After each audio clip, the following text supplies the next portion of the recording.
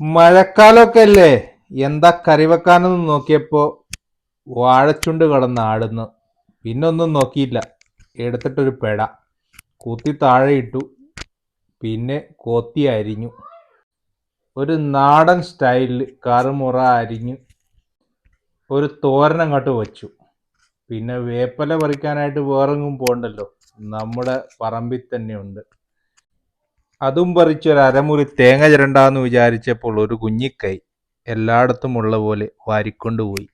പിന്നെ ബാക്കിയുള്ള തേങ്ങ കൊണ്ട് തോരനുണ്ടാക്കാൻ കടുക് പൊട്ടിച്ചു. പിന്നെ അതിൽ കുറച്ച് ഉള്ളി, പച്ചമുളക്, കറിവേപ്പില ഇട്ട് വാട്ടി അതിൻ്റെ അകത്ത് നമ്മൾ നേരത്തെ അരിഞ്ഞു വെച്ച വാഴച്ചുണ്ടുമിട്ട് പിന്നെ ബാക്കി ഉള്ള തേങ്ങയും ഇട്ട് മഞ്ഞളും ഉപ്പും ചേർത്ത് വേവിച്ച പരിപ്പും ചേർത്ത് മിക്സ് ചെയ്ത് കുറച്ച് ഇടിച്ച മുളകും ചേർത്താൽ നിങ്ങളുടെ തോരൻ റെഡിയായി.